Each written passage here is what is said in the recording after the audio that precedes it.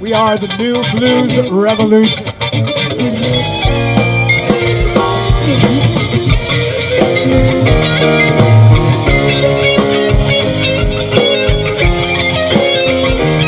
On your mind, 'cause lately I did miss you.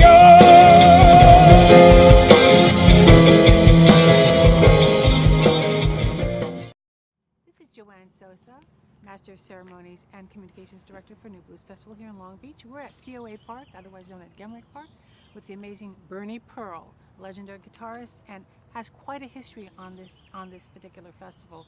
Now, Bernie, before I get started, I wanted to point out you just released a brand new CD called "Take Your Time" Yes. with Barbara Morrison. Yes. Can you talk a little bit about that? Oh yeah, we recorded that back in October and November of last year, and we released it early this year. And Barbara and I have been longtime friends. We've met doing a play in West LA at the Odyssey Showcase in 1981. And when we got talking, once I heard her sing, I was the music director.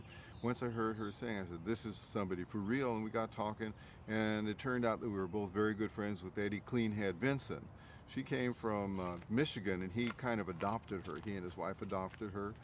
And I met Eddie Vinson at my brother's club, the Ash Grove, and I had just booked him for a festival, Long Beach Blues Festival 1981. So Barbara and I got talking, and we got along very well, and we've always wanted to do a recording together. This year, or last year, it came up, we had the opportunity, so we went in the studio one day and recorded Take Your Time. Well, as you said, 1981, we're talking over a 30-year friendship there. Yes. Got 4 cuts on this. Yes. And where can we find this CD? This will be available internationally on CD Baby and anywhere that I play, including the New Blues Festival. Fantastic. Well, we have the festival guide here, and we have Bernie, of course, with Barbara Morrison featured right here on this page, and we so look forward to your participation. But what I want to know, since you have so much expertise in this, what is your take on the festival? What's your history, and how did you participate with this blues festival? Well, I am a musician on this festival, but from 1994 to 2001, I produced the Big Time Blues Festival right on this very field. And the field looks beautiful. It is an absolutely wonderful place for a festival. You can't get 10,000 in here, nor do you want 10,000, but you can get 2,000 or 3,000 people in here. It has shade trees, and it's a wonderful location, and I feel almost nostalgic, although it was a lot of work producing a festival, as you know. Yes. I feel nostalgic coming back here. It's a beautiful place to play. My question for you is, what inspires you most about playing the blues? Well, it's been ongoing. Yesterday I attended a memorial to Ed Archer, the geezer who was on radio, KPFK, did blues there for many years, but I knew him before then. He was one of the early supporters of the Long Beach Blues Festival. And I told the audience, I said, you may have guessed that I was not born into the blues. This was at a memorial service in Compton. And I said, but from the age of 18, I began to meet many of the greats, all-time greats, who kind of took me under their wing, and they instructed me, and I learned by talking to them and by playing with them. I've never found a moment when I was not interested in the music, when I was not interested in exploring, going further, not only with my own skills, but learning more about the music, including now when I'm in my approaching 75 years old. Wow. I'm avid. You would never know. You have amazing skin. I have a question for you though, with regards to that. Your career spans quite a few years here. What do you think it is about the blues that especially other parts of the world, that the world finds that there's some kind of message or some kind of draw to? It's very, very deep, almost spiritual. Yes. Well, relationship. That transcends language, and that's the secret to it. You play it right. There are different forms of it, some of which I am not particularly in love with, that use ideas from outside of music. But if you stick pretty much within the blues music, you can communicate. It is what's inside of you that comes out. Do you recall the first time you ever heard a blues tune and you didn't even know it was blues? Maybe you were a young man and you said, "That's calling me," and you found out later, That's blues. Well, I could have a half a dozen of those. Oh, give me a story. But in thinking about it, I think that everybody in America was exposed to the blues from the 20s, 30s, and 40s. The blues per se was called race music, and that was marketed exclusively to black people. But the ideas that came from the African American music were inculcated in all of the commercial music. When you hear Bing Crosby, there's some blues in Bing Crosby, or Perry Como, or Paul Whiteman. Any of the bands took the ideas that the black orchestras and musicians were playing. Much of what we know as hillbilly music, string band music, and especially bluegrass comes directly from the blues. There were black string bands who played that music, but they took the music of the English, Irish, and Scots, and they put an African beat to it. And so I think everybody has been used to hearing the blues. I can say probably the first time I heard blues was from Lead Belly in the early 50s. I was in my pre-teens and early teens. My older brother and sister were very involved in folk music that was just growing at that time. And I loved the sound of it. And when what sealed the deal is when I actually began meeting the bluesmen starting in 1958, bluesmen and women. You said that this is really bringing back very fond memories, nostalgia. So I want to ask you, what's your favorite or one of your favorite memories of this blues festival? Well, I think the one that springs instantly to mind was the year we had Charles Brown. It was towards the end of his career and the end of his life.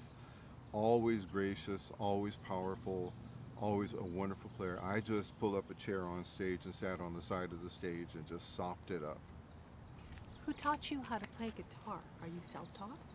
I'm self-taught to the extent that no one sat down and said, I want you to play this and that. Well, actually, that's not true. I did not take lessons, but I did take lessons. I would pay Brownie McGee.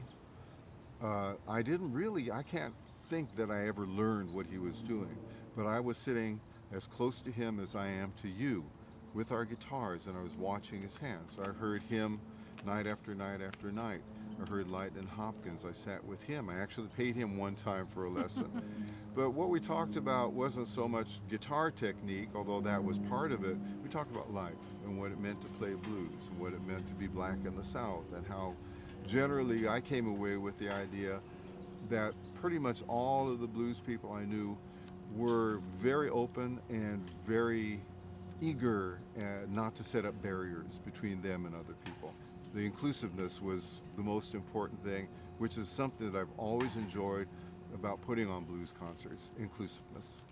I'm so grateful that you gave that story and you talked about that, because it seems to me that that's almost like a testimony. You're talking about a storyline. There's something that comes to the blues, and there's something actually almost empowering about getting that story out, getting that feeling out. And we find that it resonates with so many people. So thank you for giving us that. I also wanted to ask you, where were you when Woodstock was happening?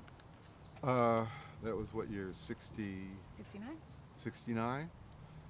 I was working at the Ash Grove primarily as a musician. That was my brother's club. That's where I met all of the blues people. I think I was on the air on KPPC doing the first FM blues show. There you go. In Southern California. First all blues FM show, and that was the first FM station. I was doing that. I was teaching at Cal State LA. I was teaching folk guitar at Cal State LA. And I can't recall who I was playing with in 1969, but I was the house band at the Ash Grove, so I played with J.B. Hutto and Johnny Shines with Walter Horton.